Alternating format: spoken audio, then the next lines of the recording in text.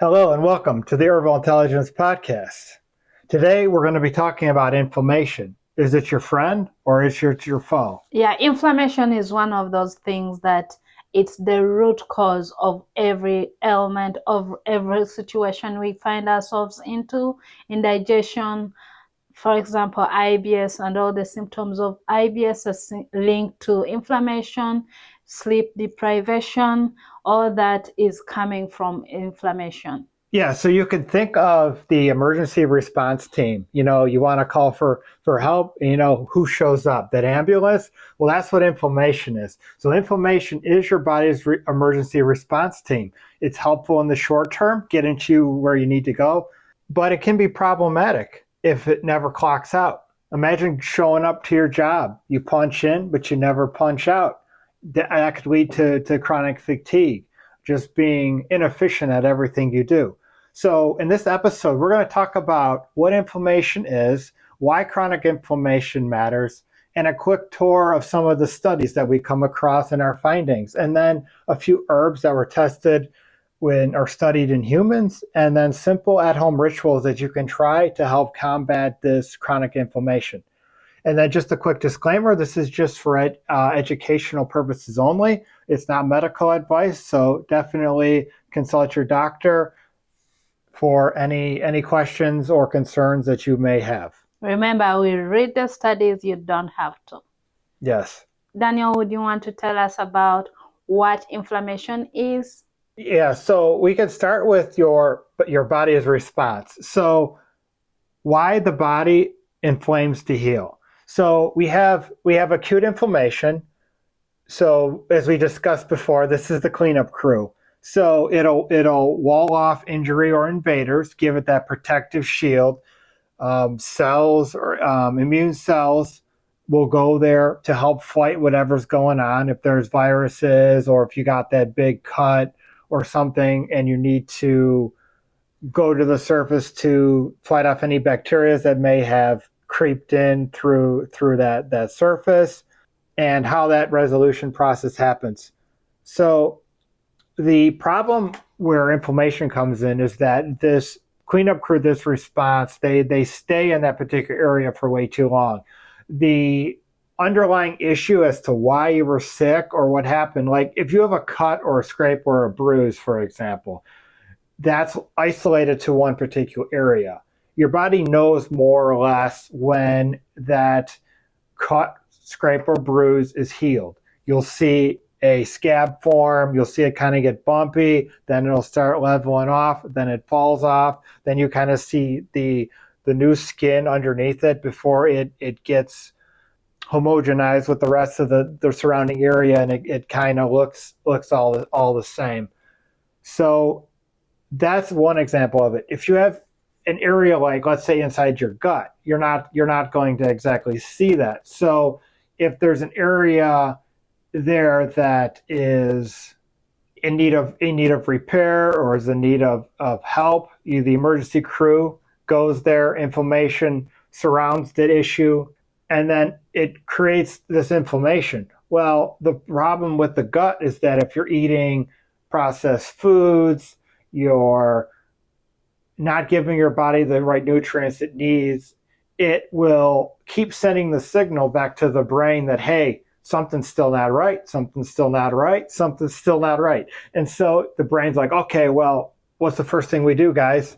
Well, let's send the emergency crew back out there. You guys are working overtime. So they bring in more inflammation, thinking it's going to help. And then that chronic inflammation, we call that the resolution chemistry that lags.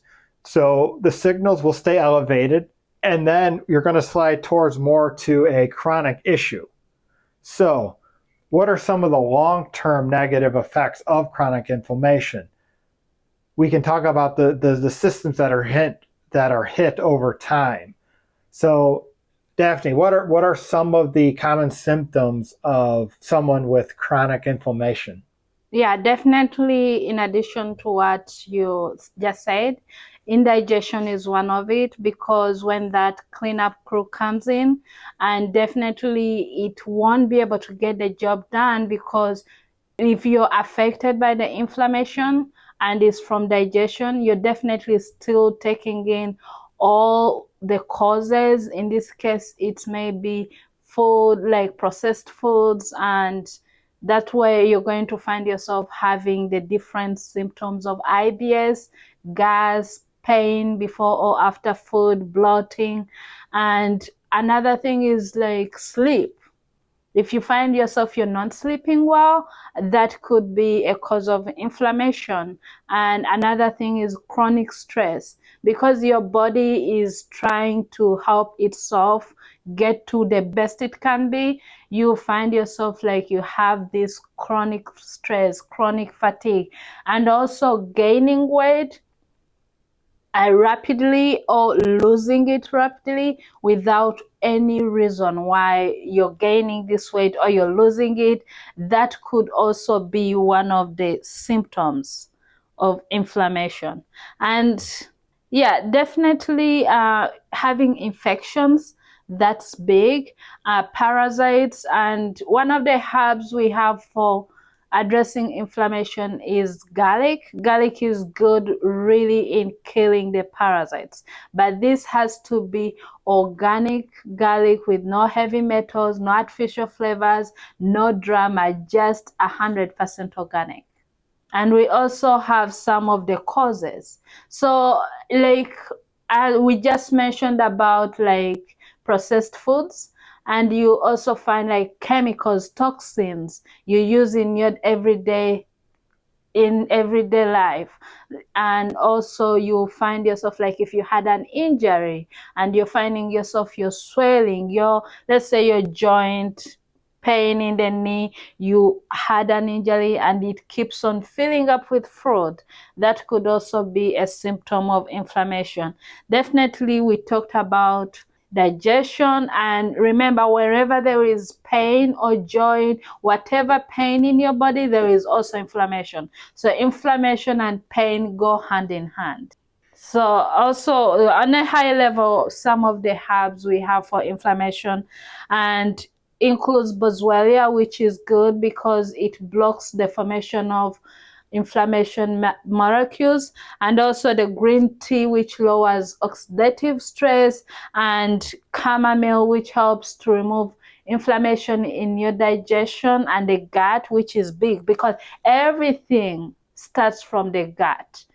And that's really big. I just mentioned ginger killing all the parasites, and of course we all know turmeric is good, and the curcumin is also really good in activating the turmeric to address the inflammation. So the common systems that are hit with inflammation are going to be the joints, as Daphne mentioned, as well as the gut lining, the brain, and your metabolism. So the gut is tied to how your body processes them and absorbs nutrients. So if your gut is backed up fighting inflammation, it's not going to get any of the nutrients that it needs. It's basically the walls of the intestine are going to be blocked by the inflammation, and your body is going to be too busy fighting the inflammation to actually do anything with the food. So what happens when you're gaining weight rapidly, or one of the reasons would be that the body's like, well, we need to fight this inflammation. We're only going to take a few bits of this food for energy, and the rest we just got to store. We just got to keep storing it away. It's like moving into a smaller house. You can't take all of your boxes with you. They go from the U-Haul to the garage or to the storage unit. You can't bring them all into your house. So since you can't use them all, similar like with your body, it cannot consume everything that you're eating. It can't even use it at that point. So it just stores it away, or it tries to get rid of it. So some of the examples that are leaked in research from having chronic inflammation would causes like insulin resistance, persistent pain, as Daphne mentioned. So a lot of times you're like in your joints, if you have chronic inflammation in your joints, the joints are only so big, and especially because they constantly move. If you have limited mobility with the joints and they're used to going a certain way, but then now they can't move, they can't move as efficiently, you're putting a lot of extra pressure on that. And you have nerves going through all that. So in addition to just having limited mobility, the pain is going to be there because it's disrupting those nerve signals, and it's also making it harder to move. And that builds up over time, but it also sends constant signals to the brain that, hey, something's not right with this. So you have to make sure that you keep an eye on that. So logically, like what's the next step? So let's think about like what's the cause behind this. Like what are some of the things that you can change, or some of the things that we've noticed in research that are the cause of this chronic inflammation? So we mentioned the ultra processed diet. There's also sleep debt. There's chronic stress load, inactivity. That's just sitting on your couch watching movies, eating popcorn or whatever snacks you want. Nothing wrong with that, but it needs to be paired with regular exercise. I recently heard a stat where majority of Americans aren't even have getting the number of steps that they need. It's like between 4,000 and 6,000. It should be twice that if you want to maintain a healthy level of activity. Also, depending on your habits and rituals, you may also be smoking or drinking excess alcohol. Everything in moderation. If you have too much of anything, it can really add to this level of chronic inflammation. So I'm going to go now into the studies. So what are some of the studies saying? So the first one is about turmeric and curcumin. So curcumin is the main or the active ingredient in turmeric. We're also going to talk about ginger and boswellia, also known as frankincense. So in double-blind trials, the knee reported pain and stiffness was reduced when people took ginger and turmeric. For green tea, human data indicates that cardiometabolic support. Ashwagandha also helped. There was some evidence showing that supplementation with ashwagandha showed reductions in stress and inflammatory markers. And this is in stress or clinical populations. Also, turmeric. So turmeric with a pinch of black pepper used for the increased absorption of the curcumin in the turmeric, helped with reducing these chronic inflammation and stress markers. So how do you want to use some of these herbs? So ginger you can use in fresh slices. You could use a powdered ginger tea. You might find it like in a spice container. Boswellia. Some of the things that you would want to check with that. So with ginger, you want to watch taking that in high doses. There may be a risk for bleeding. So if you're on blood thinners, make sure that you do check your medications and also consult your doctor. Boswellia, as we mentioned, is really good for helping with chronic inflammation. But and it's typically well tolerated by the body. But occasional like GI, the gastrointestinal tract, may cause acid reflux.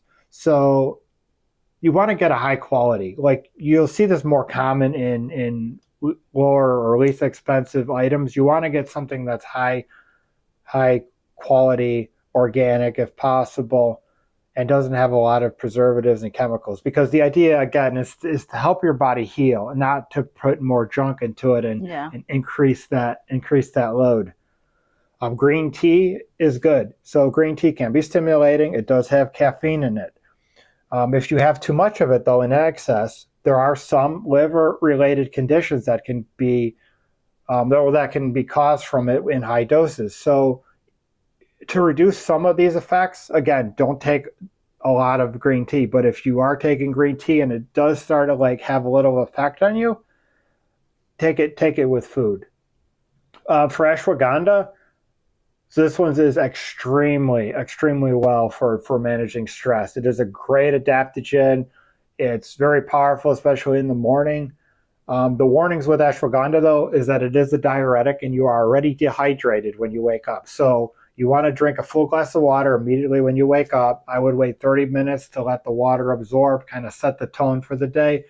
If you're feeling stressed, because your body's going to hit you with that cortisol as soon as you wake up, because you're going to want to get your day going, and the body knows that. So cortisol on a normal day isn't that troublesome. Like, you need to have that energy, that motivation, that get the blood pumping, so to speak, when you wake up, so that you can hit the day running. But it will also lower your blood pressure, lower your blood sugar. So in addition to your cortisol level. So you're going to want to make sure that if you start feeling lightheaded, or if you start seeing some of these other symptoms, that take it with food, slow down that absorption, but also benefit from the positivity of it lowering your cortisol levels, and setting a lower baseline cortisol for yourself for the day. It really will set the tone in a positive manner for your whole day. So in summary, acute inflammation helps you heal. Chronic inflammation keeps those alarm bells ringing. Evidence suggests that certain herbs support and a supportive lifestyle can nudge inflammatory signals towards balance. Your daily rhythm is the lever. Small, consistent changes beats heroic one-offs. So here are some simple tips that you can try at home. There's the first one, the anti-inflammatory plate. It's the simple rule of halves. Think half colorable plants, 1/4 quality protein, 1/4 fiber-rich starch, add olive oil and herbs. Another tip would be to brew 1 to 2 cups between late morning and mid-afternoon. You can try lemon with green tea, or a honey-free ginger at first sip to learn your palate. There's also the spice habit stack. So this would be like to add turmeric and black pepper to your eggs, your soup, your lentils, or rice a few times per week. Another thing you can try is to do a 10-minute walk after meals. Light mobility, or bouncing your toes in place, hydration break after an hour.